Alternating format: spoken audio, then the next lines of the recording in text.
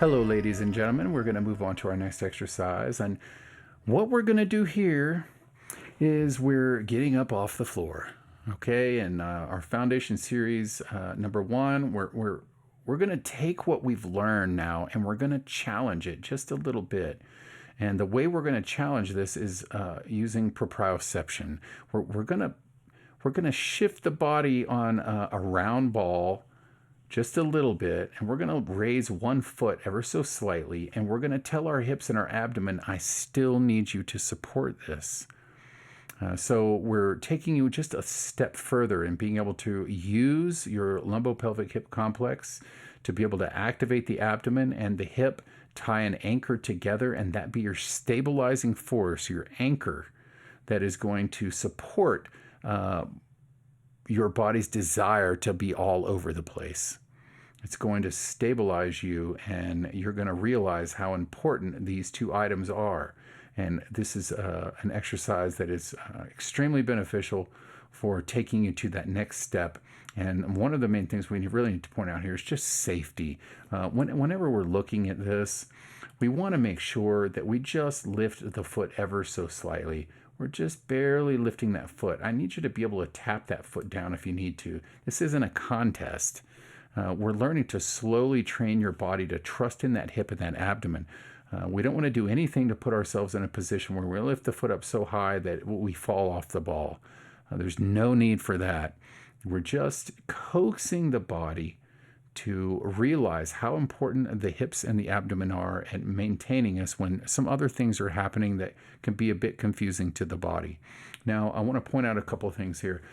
One, once when we're getting our position, we really want to make sure that our feet from the ankle out is really pointing to what would be kind of a 12 o'clock position. If we look down at our feet and we imagine our foot was a clock, we would want this to be 12 o'clock. We want that for both feet. A lot of times what we'll see due often to imbalances in lower leg musculature or hips is you'll find that the feet will either externally rotate or point out to more of a 2 o'clock position, 1 or 2 o'clock position, and or you'll find that they will point in.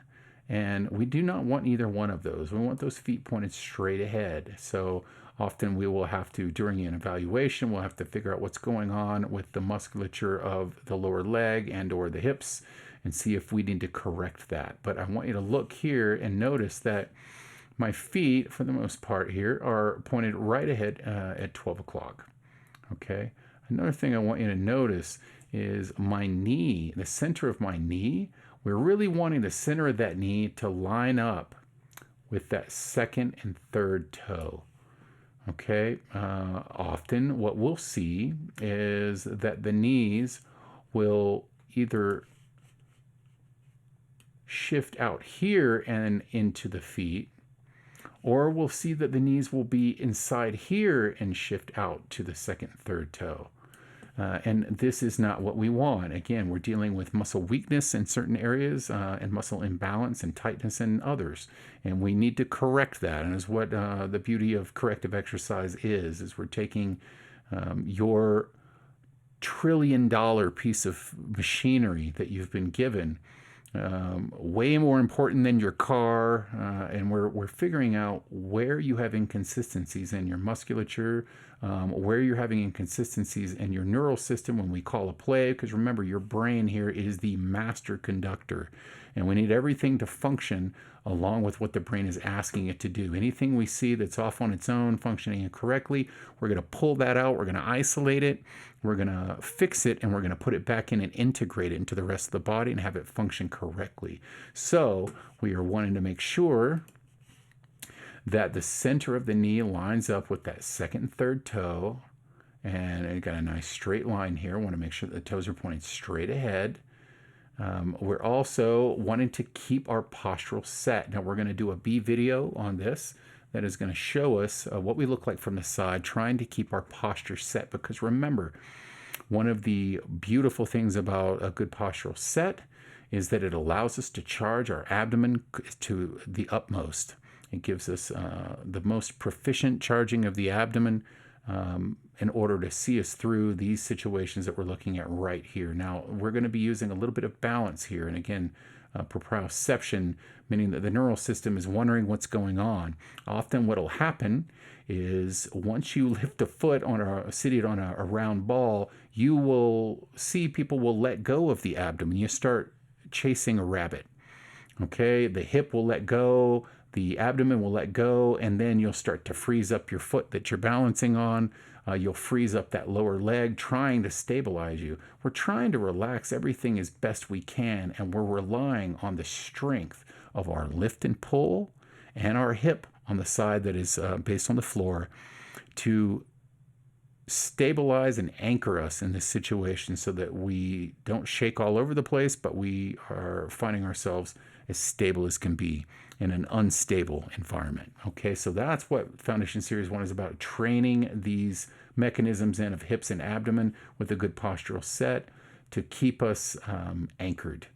All right, now I want you to notice that my center line, whenever we move into the exercise, you will see that what I'll do is for whatever side I go to, my center line, I'm going to slightly shift over if I'm stabilizing on the left leg for this first one. We'll look at this in a second, but I'm going to slightly take my center line and shift it over so I can really load this hip.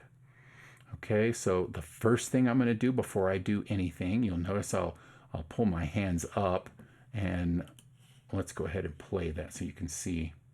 I'm going to pull my hands up into a platter formation. Now, a big reason for the platter formation is to keep my good postural set, and in essence, cobra shoulders is what I'm trying to achieve. So let's look. All right, I got my good postural set. I'm squared up. Get everything set. Here we go. Now, I'm imagining right here that I'm holding a platter, okay? And I do not want anything to fall off of this platter. Now, predominantly what I'm doing is I'm creating in the back right now, I'm creating my cobra shoulders. I'm pulling my scapula down and back.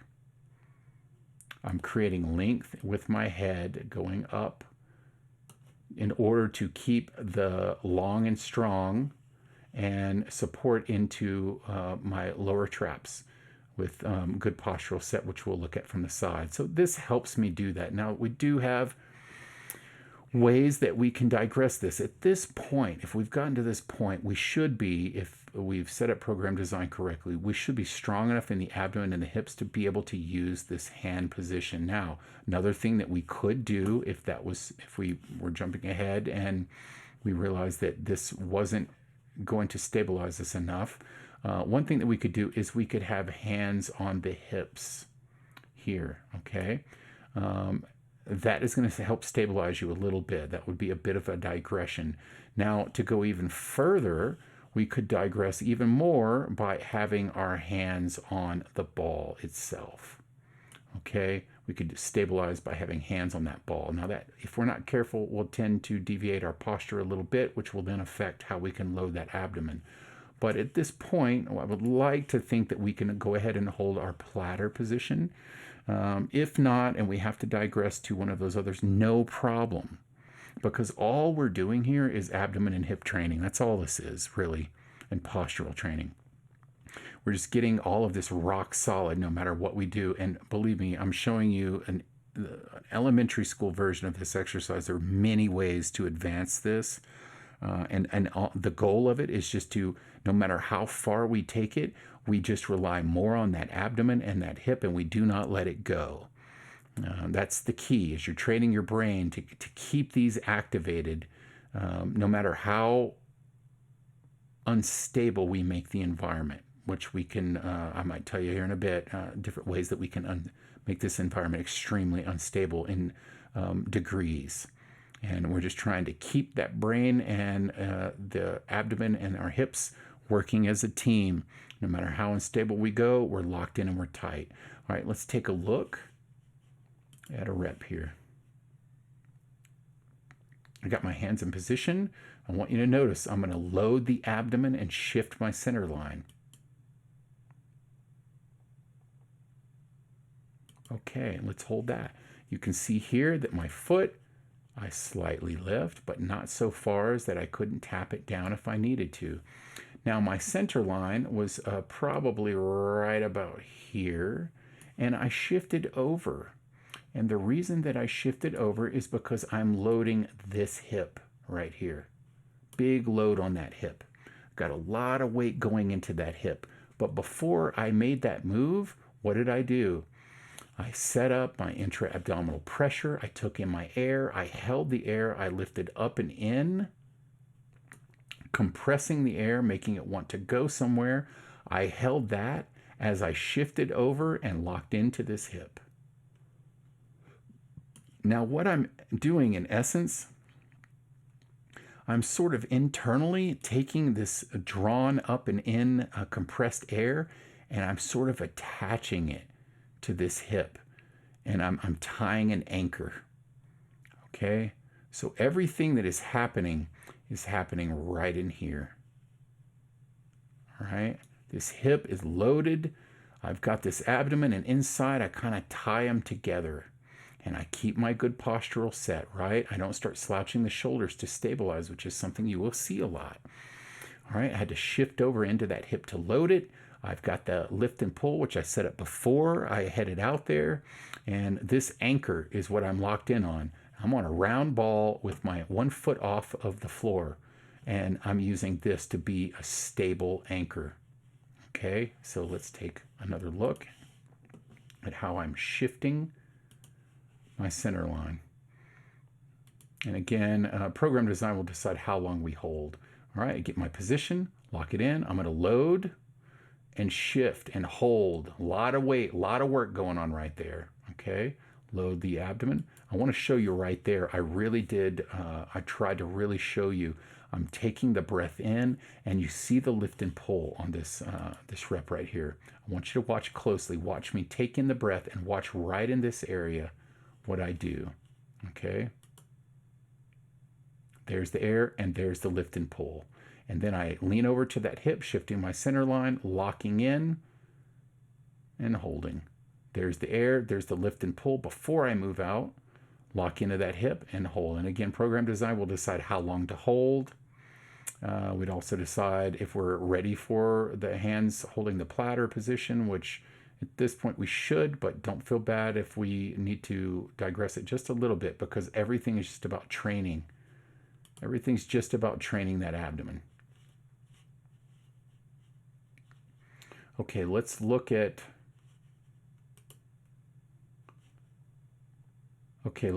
section B from the side so we can see that postural set and get a little better idea of some things that we need to do in the lower body.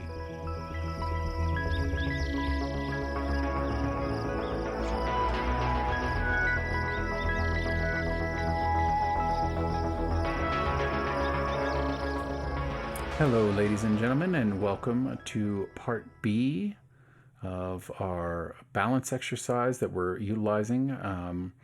We're going to take a look at the side view here, and I want to show you a couple of things that we want to make sure of. Often what you'll see is individuals will pull their foot back and lock it into the ball, and that is false stability that we do not want. You'll also notice often that individuals will lock in a calf into the ball.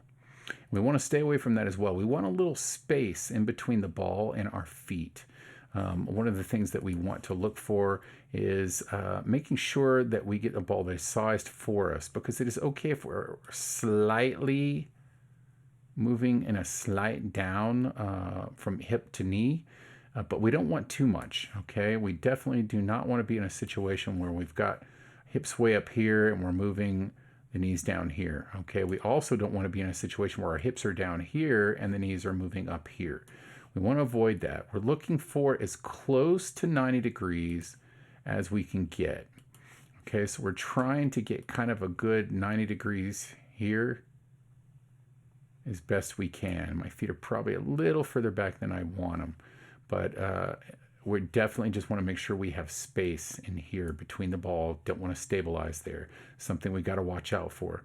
Now, in this situation, I want you to imagine again, in a proper postural set, our ear lines up with really the center of the shoulder, and that lines up with the hip.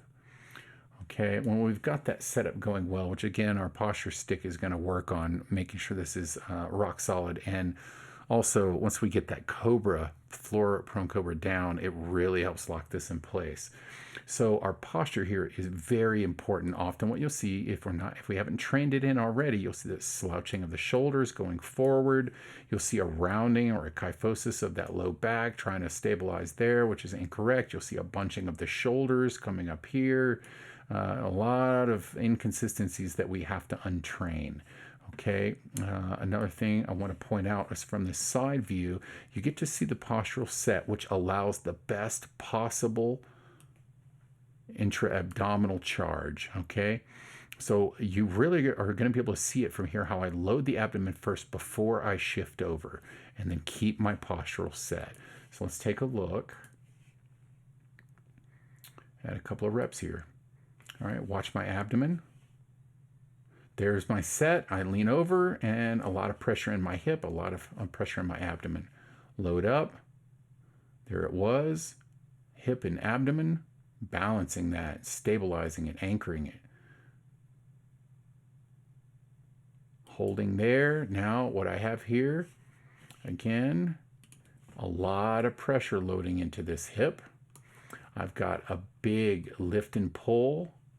I've compressed that air in there. It wants to go somewhere, and I'm going to hang on to that air in there until I'm coming back. I can slowly release it through pursed lips if I needed to, but I need to make sure that this is stabilizing. And remember, guys, what I'm doing is I'm tying these together.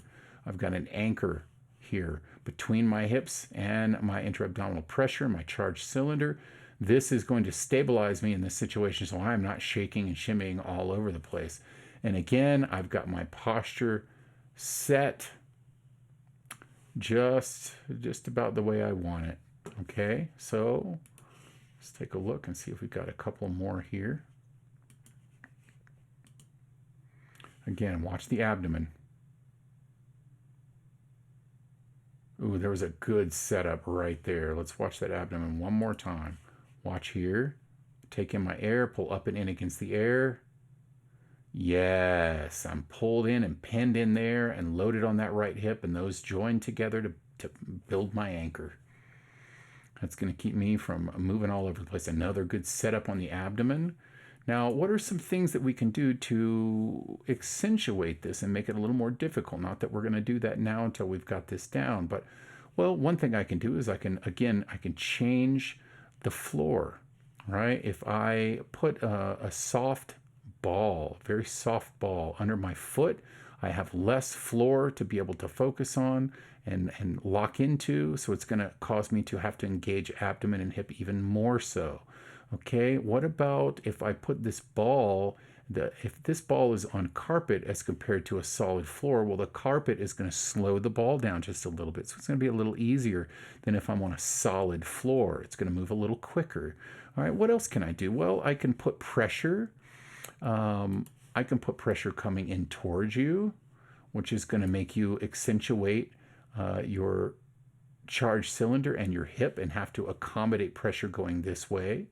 I could do that dynamically by throwing you a med ball. I could do it by having you do a cable press where the weight is pulling you back and you're having to push forward against it. What's another thing? I could also challenge you this way. By having you hold on to some cables that are pulling you out here and you're working your back by pulling them in.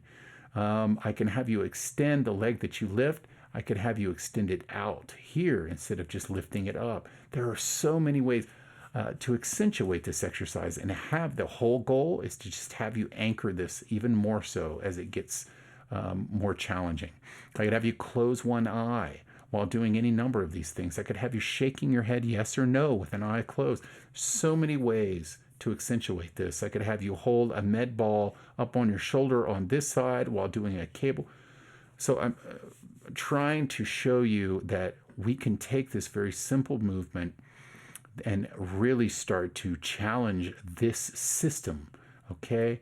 This system in the abdomen and the hip. We're just trying to get that rock solid, no matter what we throw at it. I'm trying to take you from A to Z in a controlled environment so that in real life, which is all this training is about, is getting your human movement system to function in the real world with the utmost efficiency that you are capable of.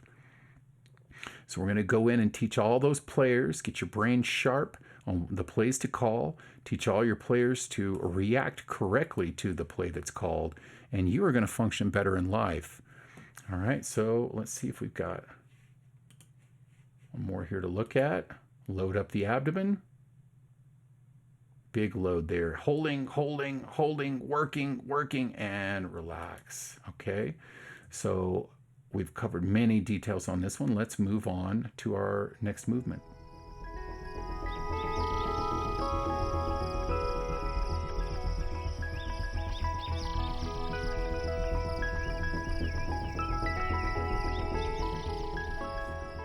Hello, ladies and gentlemen. We are moving on to our next movement, and this is our ball squat. This reaches the apex of Foundation 1 series because we've built in a very strong abdomen from the inside out, building in that intra-abdominal pressure, making it automatic. When our brain calls the play, we instantly are able to activate that. We don't have to put a lot of thought into it at this point. We've also really learned how to activate the hips. We've gotten our posture started to get that squared away at this point, and we're ready to take this and stand up and move it.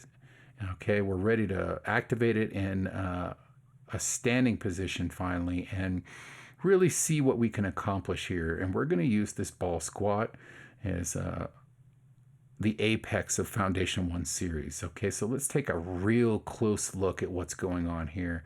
And we're going to look at it from a couple of angles so that we can catch every angle and every detail that we can get from this, because this is going to be another monumental exercise to be able to take the hips and the abdomen that you've learned how to utilize and carry it into our future. Because eventually, remember, our human movement system, it works in our everyday real life. So our work here, our training of our instrumentalists and our team and players on the field is to be able to just call the play and have them do it in real life beautifully, with elegance and with a streamlined efficiency. So let's take a real close look at what we've got here. First thing I want to point out, when we're doing I like the ball squat initially because it does allow us to correct some things that may be a little more difficult to get to with a regular squat. Now, some people I find work better from a regular squat because somehow their engrams just seem to be tailored towards it more.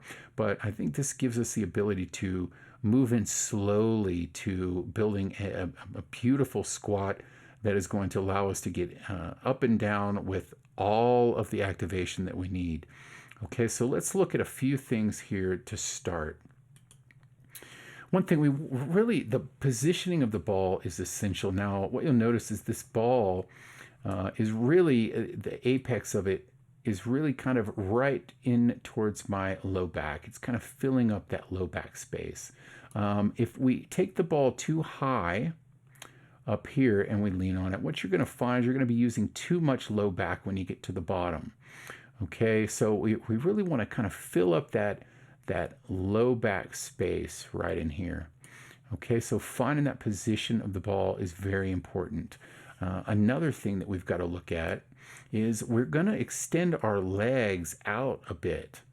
Okay, they want to be out in front of us. Now, a few things you need to make sure of is that you have good traction with your shoes or your feet on the floor that you are utilizing. You want to make sure that your feet don't slide forward. That isn't going to help us at all for this exercise. Okay, so we want to make sure we've got good traction here. Now, part of what you're going to find is that when we go down, what we're looking to do is we're looking to achieve as close to a 90-degree angle once we get to the bottom here as we can. Okay, and we're not going to take you into a full squat today. We're just going to take you into a partial squat because really all we're doing, and this is an abdominal hip exercise, we're just trying to teach you how to activate this, hold this compressed air, activate your hips, keep your body positioning and your body alignment, your postural set in a good alignment so that we're streamlining this and negotiating ground force and gravity now. Remember, at this point, I've got gravity pressing here, I've got ground force pressing here, and it is sandwiching me, okay? It is pushing in on me. Now, as my body gets weak, and especially if I am recruiting poor engram patterns due to working at a desk all day, many different scenarios we can look at. Our body will fold to this pressure, this ground force and gravity. It's constantly under this pressure. So we're trying to build enough strength and a streamlined postural set and activating hips and abdomen to the point where we can fight this ground force and gravity with utmost efficiency. Okay, so we're finding how far out our feet need to go so that when we go down into our squat, the ball will roll up towards our traps or our mid to upper back and support us. We're trying to find our hips, we're trying to find a pocket back here where the hips are activating as they go down. Okay, now the first thing I'm going to do is I'm going to what? I'm going to load and charge this abdomen before I do anything because it's going to protect my back. It's going to be the compressed air that I need when I get into a compromising position to help get me out. I don't want to let go of that air on the way down because then I've got no charge to get me back up. Now, eventually, ladies and gentlemen, when you get enough strength, you'll find that you could exhale and go down to the squat and come back out. But I want us to think of this almost right now as a 1 rep maximum lift, because very often the clientele I deal with to squat down and get back up, it could be a maximal lift for them, and I want to make sure they're recruiting everything correctly. Now, in a situation where someone can breathe smoothly as they go down and come up because they've got enough strength and they know how to negotiate this well, if I loaded a 75-pound kettlebell on their chest, they may need to start taking that breath correctly every time they go down because it becomes more of a maximal lift.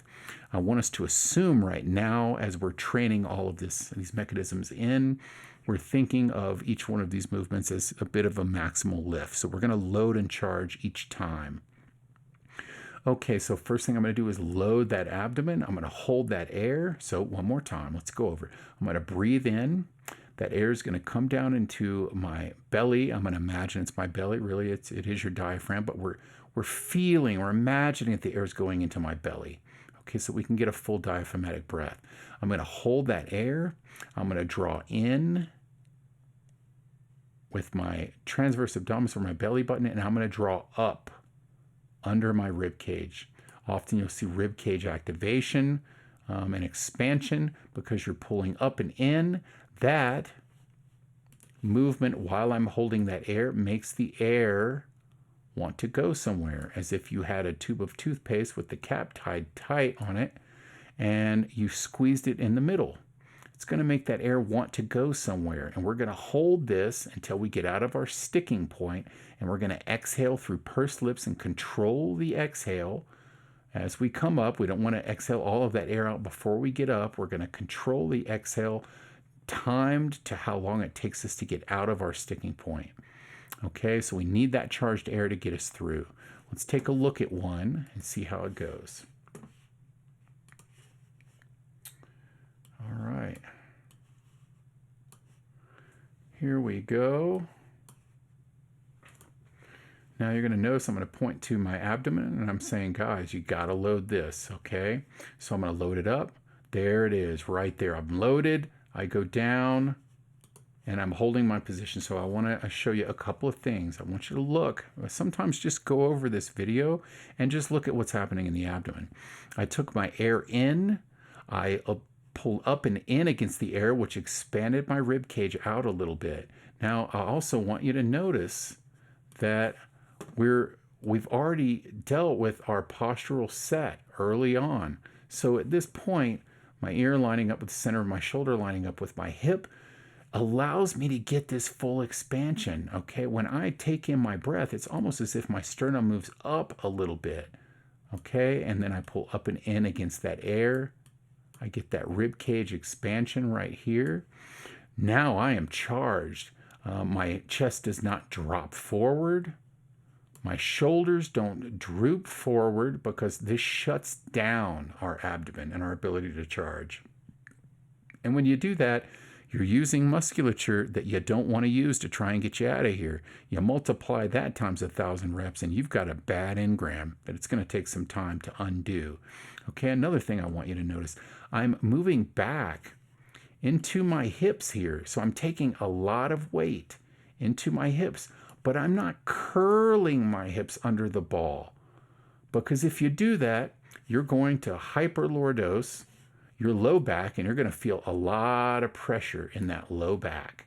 I'm going down just enough to activate my hips, and also I'm recruiting my intra-abdominal pressure and keeping that, maintaining it while I'm down here, which is my sticking point. I'm helping negate this pressure on my low back. So if you exhale here, you're going to find that low back is going to take over. And you, again, bad engram that we have to undo. So this mechanism is essential at getting you out of the sticking point. And remember, this is about getting out of the sticking points in life. This isn't about this exercise and getting out of. This exercise is the trainer to help prepare our team and our coach to get us through the things that we're dealing with in life. We're in a real uniform, pretty position right here. In real life, it gets much more complex. You have many more transverse angles that you're hitting that you really have to be prepared for. So again, as we get into future series, we're gonna work on those. But right now, we're trying to, in the most simplistic form, be able to activate these so that we don't have to think about it later. So again, I load into my hips while charged, and then I'm going to exhale through that, but I want to make sure that I don't sink my hips and roll them under the ball, because that is just going to activate that low back, and then you're going to wear that out. Another thing I want you to notice is my feet were far enough forward to when I came down, and again, we're not going down into a full 90-degree squat right now. We're just sinking into the hips right now. We're just touching it and we're getting out of there. I want you to notice that as I've come down, what we're looking at here is my ankle lined up with my knee here. Okay, so I stepped out far enough to where when I came down into my pocket, I was lined up here. What we want to avoid is when I come down into my pocket, my knee's back here and my ankle's here. I want to avoid my knee going out in front of my ankle. It's just going to wear your knee out here if we're not careful. So I'm finding this pocket back here that I'm able to really recruit the perfect combination of hip and load while keeping my good postural set. Okay, extremely important. If I was to sink down a little further, we would eventually get this 90-degree angle that we're looking for. Okay, but right now, don't worry about going down that far. Let's just touch it and we'll get out of there. Now, in this position, what I've got is this compressed air still here. Now, eventually what you'll find is that you can load it on the way down once you get good at it. But for now, let's load it at the top. We want to make sure that we don't hold too long because we don't want to hold our breath for a long period of time. Eventually, as I move down into it, I breathe and pull in at the same time, loading the hips and then exhaling and squeezing through. Now, what I want to point out here, the compressed air is still there. I'm going to push now. I'm going to push with my hips, squeezing my hips up and exhaling this compressed air through pursed lips as I come up, so that I've got an efficient use of my air and my musculature to get me out of this pocket or this sticking point. Okay, so let's look at it. And this is the point that we've got to get out of. And there we go. We come up, and right here, right at the top, I give a good squeeze to the hips, but what I want to avoid is pushing my hips forward too much. Because again, if we're not careful, we're going to activate that low back. So as we see here, my feet are out in front. When I get down into my pocket, my knee is lined up over my ankle. And here, as you can see, I've exhaled through pursed lips. I've now just about exhaled all of that compressed air out. It's got me through. I've absorbed the energy, and I've rolled it around and exhaled it away from me. So in essence, I absorbed ground force and gravity with utmost efficiency that I am capable of, and I exhaled through it and sent that energy back out. Beautiful human movement is what we're going for here. Okay, let's take another look at another rep. Now, what you're probably going to see me do is load first. Eventually, again, we can load as we come down. I'm finding the pocket with my hips. I'm activating them and finding out where I can set into them without overarching my back around the ball. Okay, let's take a look at another one. Let's check out the load here. Up there it was, down into my pocket, and then I'm exhaling and squeezing up and through. Excellent. Load up. I'm loading as I go down now. Exhale and squeeze through. Good. Making sure not to arch back too much into those hips, creating that pressure in the low back. Good. So right here again, looking at a real good position. Are we posturally set? Yes. Which is what our self-sticking has helped us do. We've created a good postural set. Is my sternum lifted up? Yes, it is, because with a good postural set, I can load this abdomen correctly. And you can see here, there's a bit of a hollow, as I call it. I've lifted up and in, creating rib cage expansion. As I've come down, a little bit forward on that, but for the most part, we're creating a little bit of that beginning of a 90-degree angle. Eventually, I'm going to be able to sink further down into this, and I will again be able to get out of that sticking point. Okay, and then I've reached back and found, I call it the penguin shuffle often. I'm kind of reaching back with my hips, shuffling back to find the weight, to absorb that weight here with the combination of the lift and pull.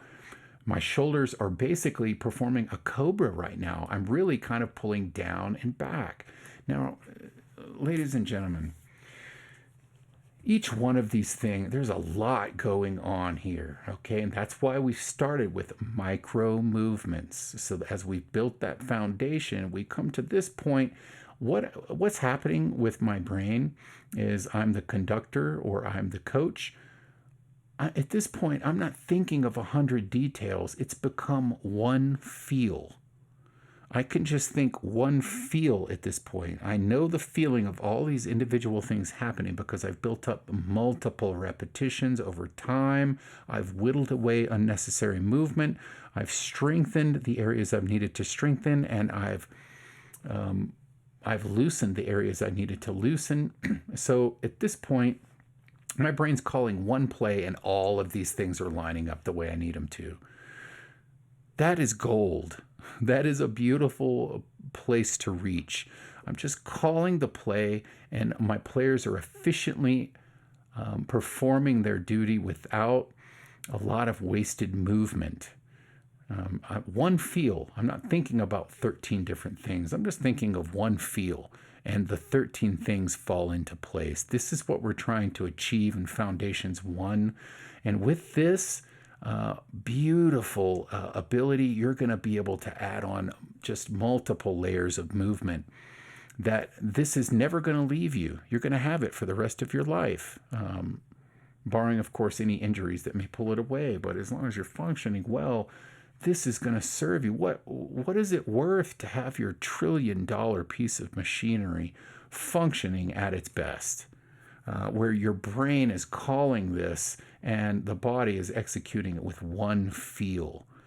That's a beautiful gift, okay? I want to look at this from a front angle and just point out a few things that we want to make sure we're doing as well. Let's just take another look at one or two. Exhale, squeeze the hips, but don't curl the hips too much. Load, breathed in, pulled in, hips are loaded. I'm working hard here, guys. I'm really not thinking about loading my thighs, okay? That's another thing I want you to watch out for, is often when we're doing any kind of a squatting movement, because really all we're thinking here is I'm just sitting down in a chair and I'm getting back up. But what we want to watch out for is I don't want to overactivate these thighs. I'm thinking abdomen and hip. I'm tying in my anchor, just like we learned to do on our last exercise. By this load and this load, as we go down, I'm tying them together. And that's what I'm focusing on right here, along with my good postural set. Now, this allows me to focus the energy where I need to, and it gives the thighs a bit of a holiday. Now, they're activating, no doubt about it, but they're not the primary activator anymore, because often what you're going to see is people aren't activating their hips correctly, and this is non-existent, and many of it, this isn't even working. This doesn't even work to help us out. So naturally, you're going to put more weight into your low back. It's going to help you. You're going to put more weight into your thighs in this particular movement, and these become your dominant players, okay? We are wanting to rid you of that. We're going to have to think to get these guys going, and once we get this set up correctly, the thighs are activating, but they're just a part of the team. They're just doing their part now. They're not over-activating. Also, in this situation, our low back isn't over-activating. It's just part of the team. Now, there's one thing I want to show you here as well. When we get down, and if we are feeling our low back is overactive, there is something that we can do. Often it is because our postural set is incorrect, or we're not activating our intra-abdominal pressure correctly, or you'll find that when we get down there, what you'll do is we will push back with our knees. We will push our hips back in this direction. We'll push it back under the ball. And often a sign of that will be that the ankles will be here, but the knees will be here, or, somewhere in this area. This line won't be set up well. Now, when that happens, one thing that we can do if we're feeling as we go through the exercise a little low back pressure is you could just take your hips and just push them this way a little bit while you're in the pocket, if you can. Now, that can be difficult to do, but really it's just taking your knees that are a little too far back, and they're just slightly moving those knees over along with your hips to line this up correctly. Okay, so keep an eye on that. If you're feeling a little pressure back here, you can do a little curl under, a little tuck under, go into a little bit of a kyphosis to take some pressure off, and it would just be minute, ladies and gentlemen. Very small move can relieve that pressure.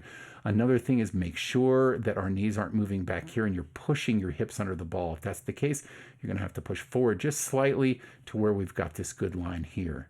Okay, let's go ahead and look at a front view of this very same exercise so we can look at a few things happening there as well.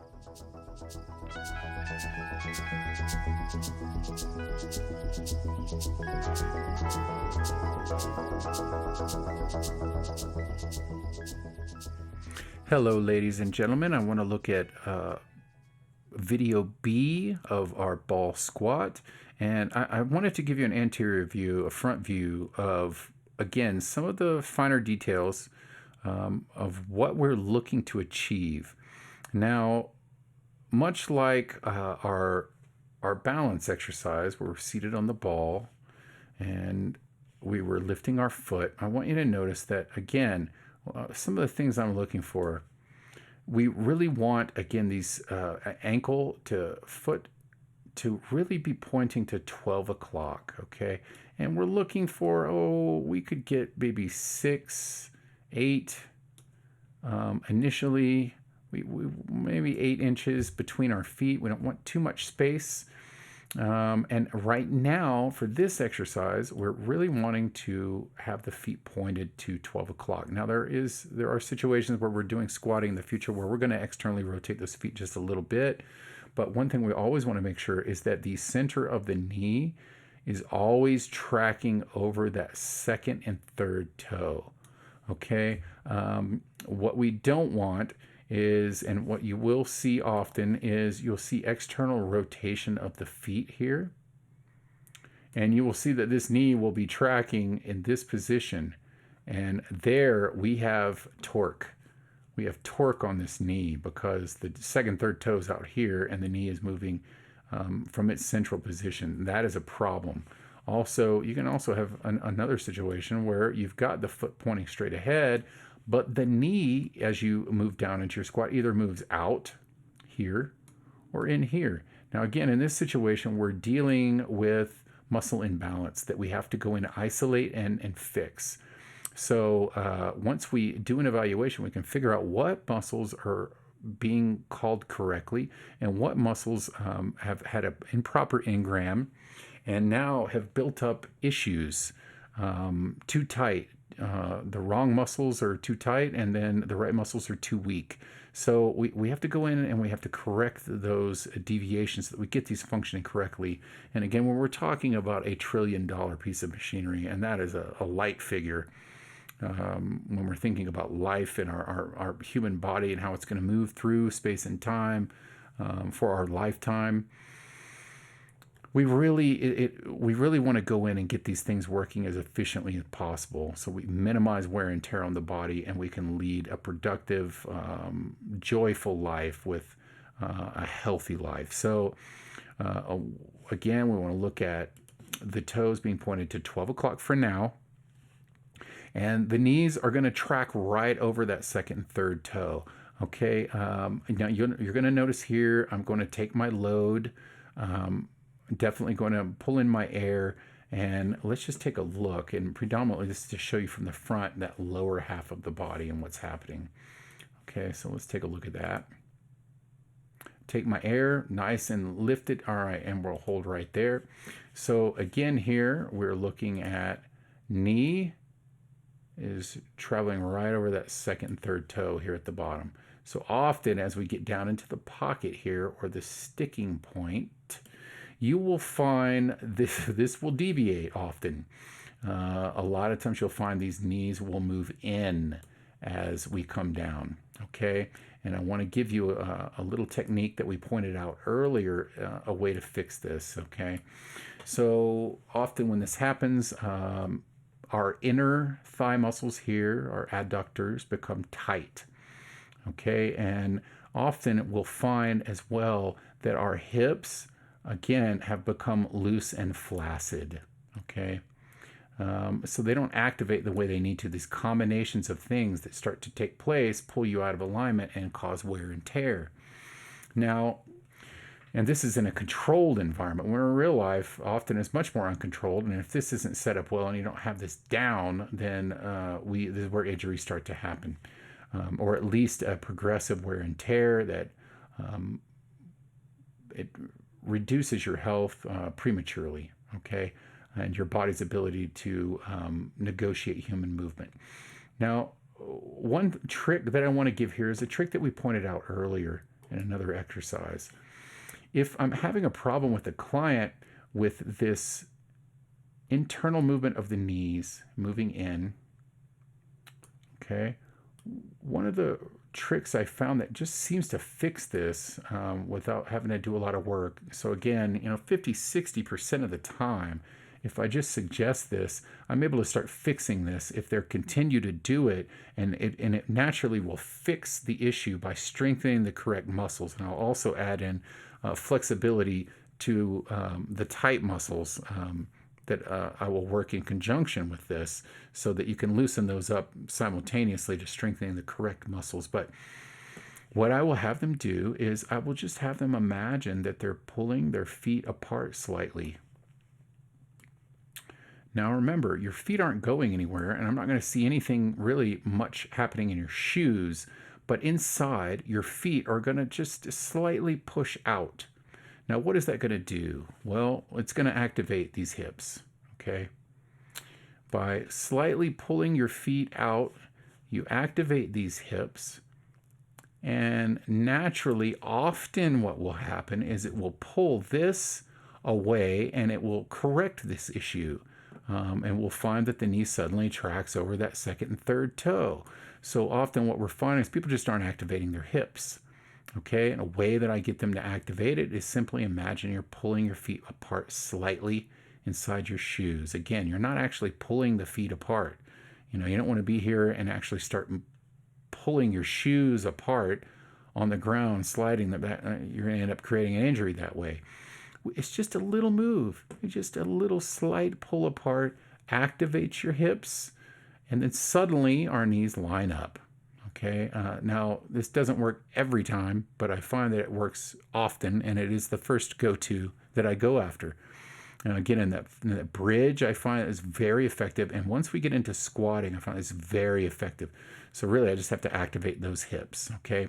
Now remember, from this angle, what I've done, I've breathed in, I pulled in against the air, creating intra-abdominal pressure. The air wants to go somewhere. I'm holding it here through this sticking point. This is the dangerous area right here.